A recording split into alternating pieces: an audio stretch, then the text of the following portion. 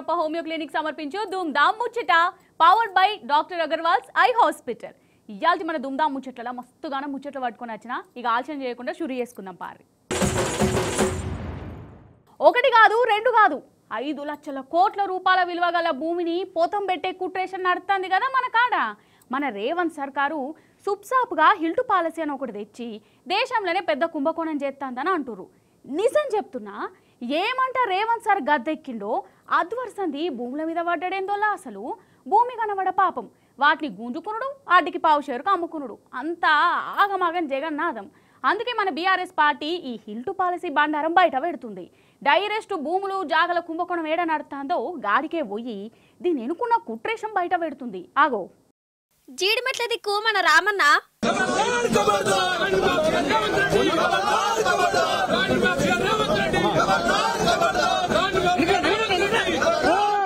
Sanath Nagar side Talasani సీనన్న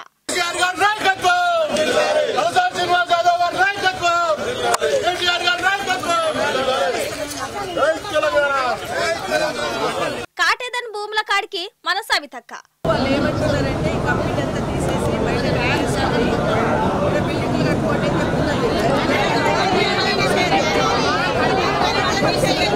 పాష బయలారంలా గంగుల కమలాకర్ అన్న సర్కార్ అవినీతికి వ్యతిరేకంగా కాంగ్రెస్ కుంభకోణాలకు వ్యతిరేకంగా హిల్ట్ కుంభకోణానికి వ్యతిరేకంగా రేవంత్ హిల్ట్ కుంభకోణానికి వ్యతిరేకంగా కాపాడుకుందాం తెలంగాణ భూములను.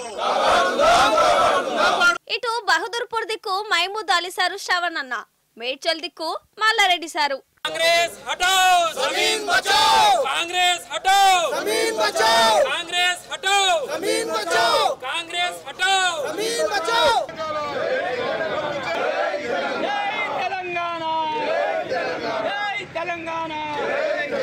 మన హైదరాబాద్ భూములను కాపాడేందుకు మన గులాబీ సైన్యము మళ్ళా ఉద్యమం చేస్తుంది.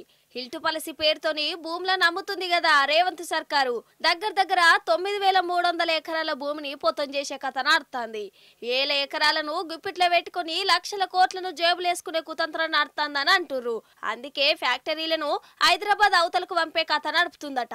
వీళ్ళ దోపిడేశం బయట పెట్టేందుకు బీఆర్ఎస్ పార్టీ మొత్తము 21 జాగలకు పోయి నిజమేందో అబద్ధమేందో ఈ హిల్టు పాలసీ అనుకున్న మతలబేందో దోపిడీ ఏ తిల్ల నడుతుందో అక్కడి జనాలకు కళ్ళకు గట్టినట్టు వివరంగా చెప్పిర్రు.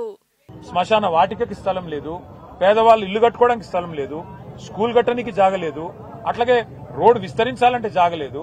ఇవాళ హైదరాబాద్ లోని 9,300 చిల్లర ఎకరాలు పరిశ్రమల అవసరాల కోసం ఇచ్చిన స్థలాన్ని ఇవాళ ప్రభుత్వం కాలుష్యకారక పరిశ్రమలను తరలించే ప్రయత్నం చేస్తున్నది. కాలుష్యం ఉండే పరిశ్రమల్ని తప్పకుండా నియంత్రించాలి, నివారించాలి.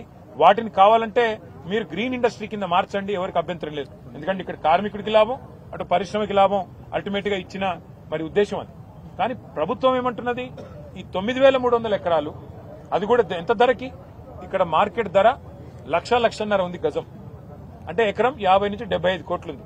కానీ ప్రభుత్వం ఏమంటుంది, రిజిస్ట్రేషన్ ధర 12,000 ఉంది. ఇక్కడ మీరు 4,000 కడితే చాలు, 4,000 రూపాయలు కడితే చాలు గజం, అంటే ఎకరానికి 1,60,00,000 కడితే నీకు 50 కోట్ల నుంచి 75 కోట్ల విలువ చేసే భూమిని ఫ్రీగా ఇస్తా, అది తీసుకొని నువ్వు అపార్ట్మెంట్లు కట్టుకో, నువ్వు బ్రహ్మాండంగా 10 తరాలకు తరిపడా ఆ పారిశ్రామికవేత్త పెద్ద ఆయన ఎవరైతే ఉన్నారో ఆ యాజమానిగా వారు సంపాదించుకోవచ్చు అని చెప్తున్నారు. కానీ వాస్తవం ఏంది, ఇది ప్రజల భూమి, ప్రజల సంపద. దీన్ని సరైన పద్ధతిలో వినియోగించండి, పేదలకు ఇల్లు కట్టివ్వండి. మేము వ్యతిరేకం కాదు. ఈ భూములు వెనక్కి తీసుకోండి, కావాలంటే 50%, 60% వెనక్కి తీసుకోండి. గ్రీన్ ఇండస్ట్రీలు పెట్టండి, మేము వ్యతిరేకించట్లేదు. అట్లాగే ఐటీ పార్కులు పెట్టండి, మేము వ్యతిరేకించట్లేదు. కానీ పారిశ్రామికవేత్తలకు అడ్డికి పావుషేరుకు రాసిస్తాం. మీరు ఇష్టం ఉన్న అపార్ట్మెంట్లు కట్టుకోండి, మాల్స్ కట్టుకోండి, మీరు ఎంజాయ్ చేయండి. ప్రజల సొమ్మును మీరు అత్త సొమ్ము అల్లుడు దానం అన్నట్టు మేము దానం చేస్తాము, మీరు అమ్ముకోండి, ఇష్టం ఉన్నట్టు చేసుకోండి అంటే బీఆర్ఎస్ చూస్తూ ఊరుకోదు. నేను పారిశ్రామికవేత్తలు కూడా చెప్తా ఉన్నా, మీరు ఈ ప్రభుత్వం ఇచ్చే ఆషాఢపు సేల్ ఆఫర్ లాంటి ఆఫర్లు తీసుకొని మీరు 4 డబ్బులు కట్టి ఇది మాది అయిపోతుంది అని మీరు అనుకుంటే మీరు పప్పులో కాలేస్తున్నారు. ఖచ్చితంగా మళ్లీ వచ్చేది బీఆర్ఎస్ ప్రభుత్వమే. మేము ఈ HILTP అనే పాలసీ ఏదైతే ఉందో దీన్ని ఖచ్చితంగా రద్దు చేస్తాం. ఇవాళ ఎవరైనా డబ్బులు పెడితే మీరు నష్టపోతారు. అంతే కదా. కాదు, ఈ షెయ్యిపాటి సర్కారు ఏ పాటి కంపెనీలను తెచ్చిందోలా కొత్త కంపెనీల సంగతి పక్కకు పెట్టు. ఉన్న వాటిని అవతలికి వంపుడు, గిదేం నియతి గిదేం పాలన, ఏమనంటే కాలుష్యం గిలిష్యం అని అంటురు. అంటే హైదరాబాద్ అవతలున్న జనాలు గారా, వాళ్ళకు కాలుష్యం అంటుకోదా? అక్కడ భూములలో పంటలు వండాయనుకుంటుర్రా? ఇది కుంభకోణం కాకుంటే ఇంకేంటిది? వెనకట చంద్రబాబు సారు ఎట్లనైతే మన తెలంగాణ భూములను కొల్లగొట్టిండో, ఇగో ఇప్పుడు రేవంత్ సారు కూడా గదే తవ్వలను ఆడుతాడని అంటుర్రు. అసలు రేవంత్ సారు రాష్ట్రానికి సీఎమ్మా లేకుంటే రియల్ ఎస్టేట్ దందాలు చేస్తాయినా? అంటే భూముల మీదనే పడుతుండేంది. ఇగో గిట్లనే నిలదీస్తాన్లు. పక్కన బాలానగర్ కానివ్వండి, జీడిమెట్ల, పాషమైలారం గాని, కుషాయిగూడ గాని, అజామాబాద్ గాని, చెర్లపల్లి గాని, ఉప్పల్ గాని, ఎల్బీ నగర్, మహేశ్వరం ప్రాంతాలలో 9,292 ఎకరాల భూమి. ఇది ఒకప్పుడు ఇంత జనాభా లేనటువంటి సందర్భంలో ఇక్కడ ఇండస్ట్రియల్ జోన్స్ ఆ రోజు ప్రభుత్వాలు ఏర్పాటు చేసినాయి. ఆ రోజు ప్రభుత్వాలు ఆలోచన చేసినాయి, ఇండస్ట్రీ వస్తే ఎంప్లాయ్మెంట్ వస్తుంది, ప్రభుత్వానికి కూడా ట్యాక్సులు వస్తాయి, ప్రజలకు ఇన్ఫ్రాస్ట్రక్చర్ కానివ్వండి ఫెసిలిటీస్ క్రియేట్ చేయాలన్న ఉద్దేశంతో మరి చేపట్టడం జరిగింది. కొన్నేమో ప్రభుత్వ స్థలాలు, కొంతనేమో ప్రైవేట్ వ్యక్తుల ద్వారా అక్వైర్ చేసినటువంటి స్థలాలు. ఇప్పుడున్న మార్కెట్ వాల్యూకు అంటే 45 కోట్ల రూపాయలు ఉన్న ఎకరానికి ఇక్కడ 6 కోట్లకి ఇచ్చేసి ఆ తర్వాత ఆయన ఇండస్ట్రీ తీసి రియల్ ఎస్టేట్ చేసుకోవచ్చు, కమర్షియల్ చేసుకోవచ్చు, ఆయన ఇష్టానుసారం భూమిని చేసుకోవచ్చు. మరి దాంట్లో పనిచేసే వర్కర్స్ ఏమవుతారు, దాంట్లో పనిచేసే కార్మికులు ఏమవుతారు? ఈ ఆలోచన ఏమన్నా ప్రభుత్వానికి ఉందా? అయినా ఇంత హరీబరీగా జీవో ఇచ్చి మీరు 2 నెలల కాలం 3 నెలల కాలంలో చేయాలనేటువంటి తొందర మీకేమొచ్చింది? మీరు ఒక పాలసీ తెచ్చినప్పుడు ప్రజల అవసరాలకు అనుగుణంగా ఉండాలి. చెయ్యిపాటి అధికారంలోకి వచ్చి 2 ఏళ్ళు అవుతుంది. ఈ 2 ఏళ్లలో ఎవరికి మంచి అయిందోలా? అసలు పాలన అనేది ఉన్నదా మన కాడ? దోసుకున్న కాడికి దోసుకున్నంత అన్న కథ నడుతుందని లోకమంతా చెప్పుకుంటుంది కదా. ఓ దిక్కు కథ ఇట్లుంటే ఇంకో దిక్కు విజయోత్సవ సంబరాలనే పేరంటం పెట్టే రేవంత్ సారు. ఇక ఈ పేరంటాలను చూసి నవ్వుకోనోళ్ళు లేరు. అందుకే కావచ్చు రేవంత్ అన్న ఏడ మీటింగ్ పెట్టినా ఆడికి జనాలు ఓడే బంద్ చేసిర్రు. ఆగు ఆదిలాబాద్ సభలో చూడు రేమైందో. అయితే ఈ చెయ్యి పాటోలు కాంగ్రెస్ విజయోత్సవాలను పెట్టుకున్నారు కదా. అసలు మీటింగ్లు చూస్తానైతే ఒక్కొక్కరు ఒక జిడాయించుడు కాదు, ఒక బానాయించుడు కాదు. అసలు ఏం చేసిరని విజయోత్సవాలు, ఏం పాలన నడుతుందని సంబరాలు అని రేవంత్ సార్ను దెప్పి పొడుతూనే ఉన్నారు. ఇక రేవంత్ సారు విజయోత్సవాల పేరంటానికి పోయినా కూడా జనాలు మాత్రం పోతనే పోతలేరోళ్ళ. సార్ వారి ముచ్చట్లన్నీ ఖాళీ కుర్చీలే ఇంటున్నాయి. మొన్న మక్తల్లా గంతే, హుస్నాబాద్ లా గంతే, ఆదిలాబాద్ లో కూడా గిదే కాత. ఈ మీటింగ్లు అన్ని ఫెయిల్ అయిపోయినాయి. ఇక ఈ విజయోత్సవ మీటింగ్లకు జనాలు ఎత్తలేరని షెయి పాటోలు ఏం చేసిరో ఎరికేనా? జర మీరే చూడుర్రి, సినిమా మీకే సమజ్ అవుతుంది.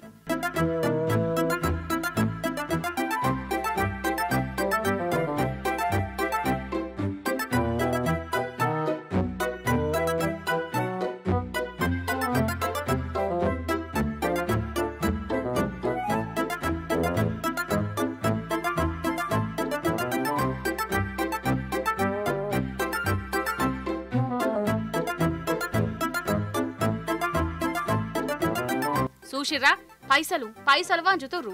ఒక్కొక్కలకు 500 రూపాయలు చేతిలో పెట్టి సీఎం సారు మీటింగ్లకు పంపుతుర్రోలా. ఇక వీళ్ళ పైసల మీటింగు కథ మన కెమెరాలో పడ్డది. ఆగా చూడు ఎట్లా జాక్కుంటుర్రో. ఇక ఆఖరికి సీఎం సారు సభకు కూడా పైసలు ఇచ్చి పిలిపించుకుంటుర్రంటే ఇక చెప్పు జనాలకు రేవంత్ సార్ మీద ఎంత పాయిరం ఉన్నదో. బయట గిట్లున్నదా? కుర్చీలో కూసున్నోళ్ళు రేవంత్ సార్ అచ్చుడుతోనే ఆడికెళ్ళి వెళ్ళిపోతుర్రోలా. సారు స్పీచ్ ఇంటుంటేనే వాళ్ళకు శీదర ఉడుతున్నట్టున్నది. పొట్టు తిట్టుకుంటా అవతల వాడుతుర్రు. ఇక వాళ్ళని ఆపేదందుకు అటు పోలీసులు షెయి పార్టీ లీడర్లది ఓగా తాన్లాడగా అది అసలు.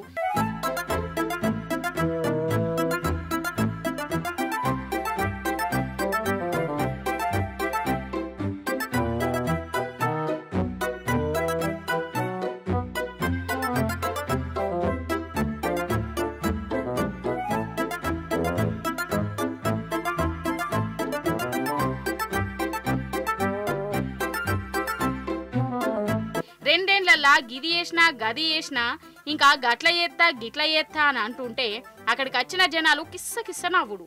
అసలు రేవంత్ సారు మస్తు జోకులు చేస్తాడు. నీ జోకులు సల్లగుండా అనుకుంటే కారెడ్డమాడిరు.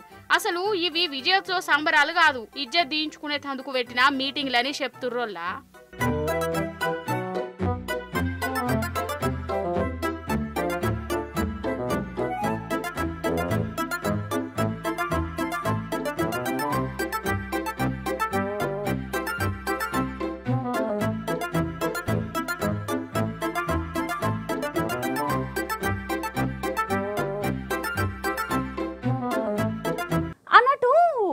మన ఊర్లల్లా ఓట్ల జాతర నడుస్తుంది కదా, గదేనోళ్ళ గ్రామ పంచాయతీ ఎలక్షన్లు ఉన్నాయి కదా, ఎవ్వరిని చూడు ఈ పంచాయతీ ఓట్ల గురించే మాట్లాడుకుంటుర్రు. మరి మనం కూడా మాట్లాడుకోవాలి కదా. అన్ని కాదు కానీ పంచాయతీ ఎలక్షన్లల్లా కొన్ని విచిత్రమైన పంచాయతీలు ఎట్లా నడుతున్నాయో చూద్దాం. ఏమంటారు పారి మరి? ఆవల్ల పంచాయతీ ఎలక్షన్లతోని ఊర్లల్లా పండుగనే నడుతుంది పోర్రి. ఇక కొన్ని ఊర్లలోనైతే ఈ పంచాయతీ ఎలక్షన్లు ఇండ్లల్లా చిన్నపాటి పంచాయతీలే పెడుతున్నాయి. ఇంట్లోళ్ళ మీద ఇంట్లోలే ఓగల మీద ఇంకొకరు పోటీ పడుతురు.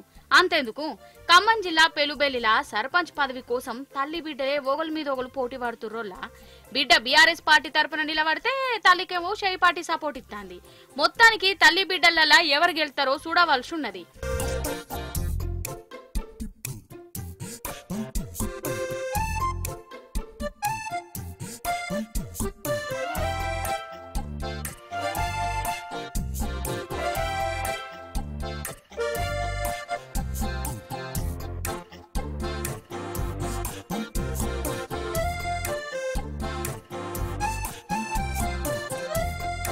ఖమ్మం జిల్లాల తల్లి బిడ్డలు ఒకళ్ళ మీద ఇంకొకరు పోటీ పడితే, ఇటు పెద్దపల్లి జిల్లా పాలకుర్తి మండలంలో సొంత అత్త కోడళ్ళు ఒకళ్ళ మీద ఇంకొకరు పోటీ చేసుకుంటుర్రోళ్ళ. సర్పంచ్ పదవి కోసం సూర నరసమ్మ నామినేషన్ ఎత్తే ఆమెకు పోటీగా పెద్ద కోడళ్ళట. ఇక రామాదేవి నామినేషన్ వేసింది. ఈ అత్త కోడళ్ళ పోరును ఊర్లే చిత్రంగా చెప్పుకుంటారు.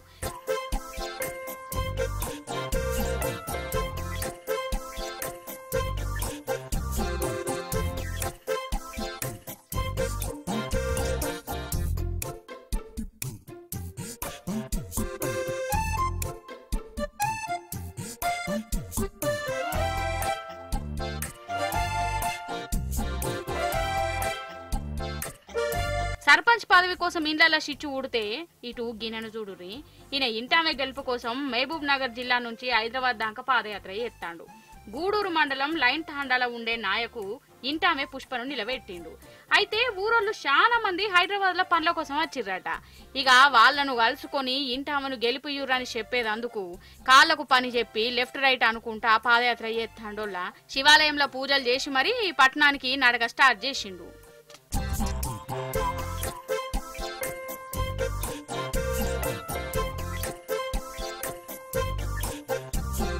అరే మీకు చెప్పుడు మర్చిన సోనియా గాంధీ మేడం ఎరికే కదా. సోనియా గాంధీ పువ్వు పార్టీలో షరీకైందట కాదు. అరే ఆవంటే పువ్వు పార్టీ తరపున పోటీ కూడా చేస్తాంది. అది కూడా ఏ పదవికి అనుకుంటుర్రు? పంచాయతీ ఎలక్షన్లల్లా. ఏంటుంటేనే మీకు కన్ఫ్యూజ్ కొడుతుందా? ముచ్చట చూడుర్రి, క్లారిటీ వచ్చేస్తుందిగా. నిజమే, సోనియా గాంధీ పువ్వు పార్టీ తరపున ఎలక్షన్లలో నిలబడుతుంది. మీరు షాక్ తినకుర్రి, సోనియా గాంధీనే చూడుర్రి. ఇగో గీమనే నేను చెప్పిన సోనియా గాంధీ. ఈమె కేరళామే, బీజేపీ లీడరు ఇంటామే. ఇప్పుడు పంచాయతీ ఎలక్షన్లలో పోటీ పడుతుంది. మరి బీజేపీ లీడరు ఇంటామే పేరు సోనియా గాంధీ అని ఎందుకంటదంటున్నారా? అయితే ఈమె నాయన షెయ్యి పార్టీకి వీరాభిమానట. పార్టీ కోసము అంగిలు కూడా ఇంపుకొనేటోడట. అందుకే బిడ్డకు చిన్నతనంలోనే సోనియా గాంధీ అని పేరు పెట్టుకొని మురిసిపోయిండు.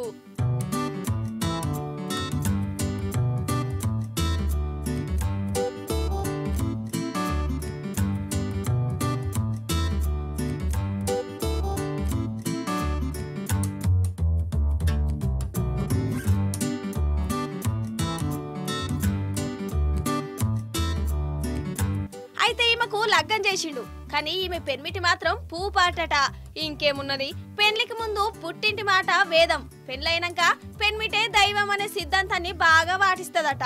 అందుకే పెన్మిటి పువ్వు పాటి కాబట్టి ఇక నేను కూడా పువ్వు పాటి అనుకుంటా ఎలక్షన్లలో పోటీ చేస్తుందోల్లా ఈ సోనియా గాంధీ.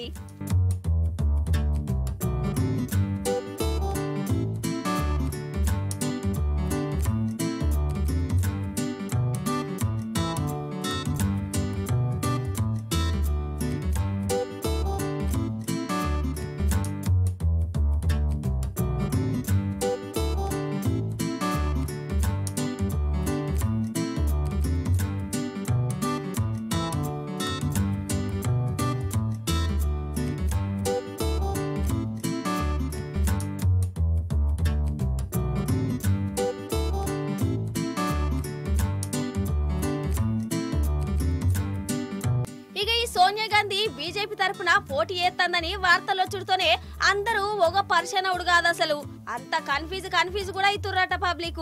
సోనియా గాంధీ మీ వార్డు మెంబర్ కావాలంటే పువ్వు గుర్తుకే ఓటయ్యిరని ప్రచారం చేస్తారట.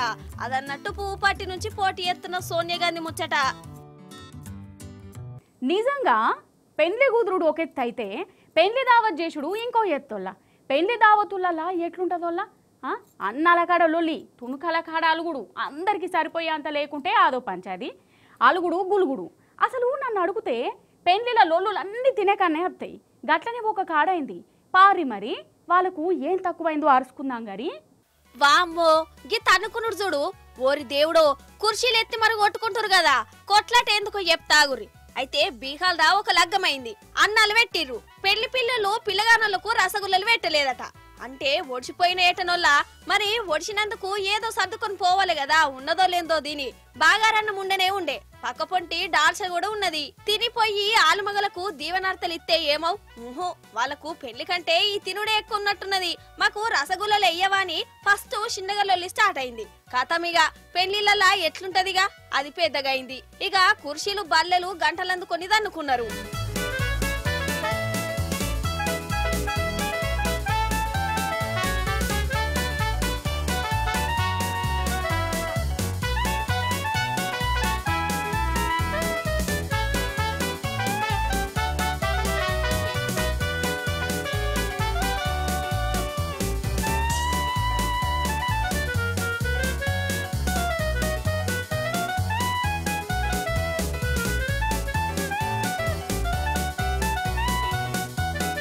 అగోగోగో గీనెనే చూడు, గంటతోని కొడతనే కొడుతుండు కదా. అగో ఇటు చూడు, కుర్చీతోని ఇష్టం వచ్చిన తీళ్ళ దంచుతుండు. అయ్యయ్యో అసలు ఎవరిని కొడుతుర్రో అర్థం కాకుంటేనేది అనుకుంటారు అలా. ఇక సందల సందు సప్లై చేసేటోళ్ళు కూడా ఒక చెయ్యి చేసిర్రు దొరికిన వాళ్ళ మీద.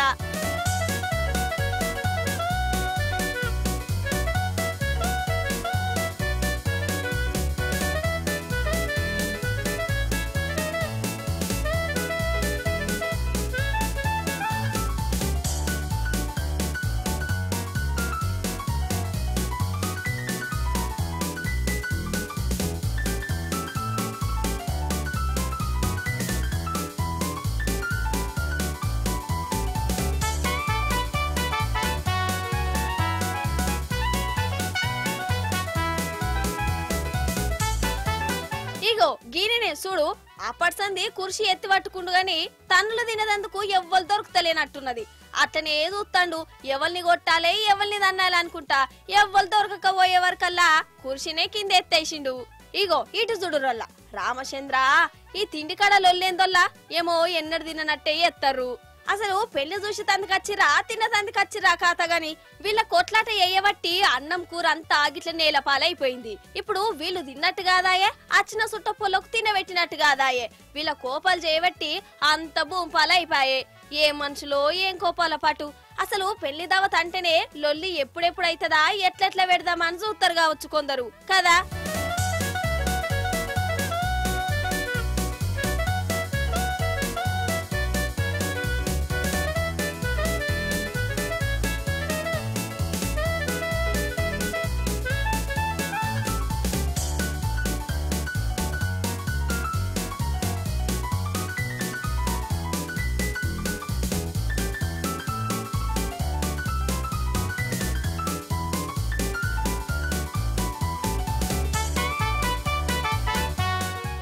చందమామ రావే జాబిల్లి రావే అని చిన్నపిల్లలను బుజుడికిచ్చుకుంటూ పాట పాడుతుంటారు. కానీ చందమామ వస్తుందా? కానీ వచ్చినట్టే అయిందోలా. అరే ఆవంటే నిజంగా చంద్రుడు మన భూమి మీదకి వస్తాడా ఏంది అని అనిపించింది జరసేపు. అయితే ఇక భూమి మీదకి రాలే గాని దగ్గరకైతే వచ్చిండు. మీరు కూడా దగ్గర నుంచి చూసేయుర్రి. ఆగో మొగల మీద చూడుర్రి, మన చందమామనేనోల్లా ఆయంత ఏ గ్రాఫిక్స్ అనుకోగల కాదు కాదు, ఒరిజినల్ చంద్రుడే. ఆగో ఎంత పెద్దగా ఉన్నాడో చూడు, మన భూమికి జరంత దగ్గరకు వచ్చినట్టు చేసిండు. ఆగో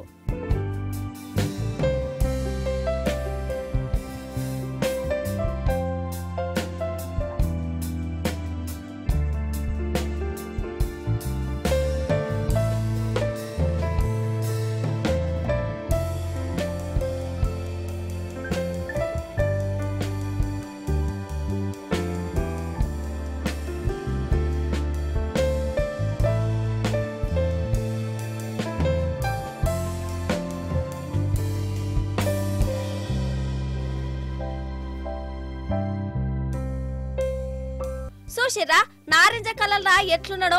అవును, చంద్రుని లోపలున్న మచ్చల సంగతి ఏందో చూద్దాం. చిన్నప్పుడు అనుకునేది కదా చెట్టు కింద కుందేలని. కుందేలు లెక్కనే కనబడుతుందా లేకుంటే ముసలవ్వ చెట్టు కింద రొట్టెలు చేసినట్టు అనిపిస్తుందా నోళ్ళ మీకు?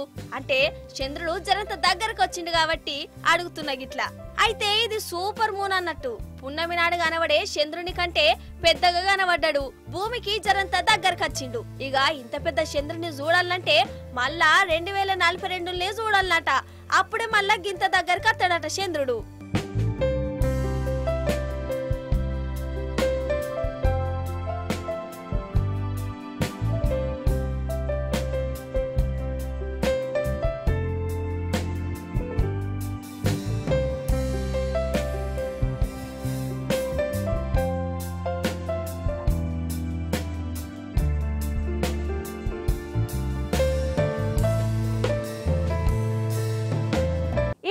ధూమ్ధామ్ ముచ్చట్లు. మళ్ళీ ఎపిసోడ్లో ఇంకిన్ని ముచ్చట్లు పట్టుకున్నత్తా. అప్పటిదాకా చూస్తూనే ఉండరు టే న్యూస్.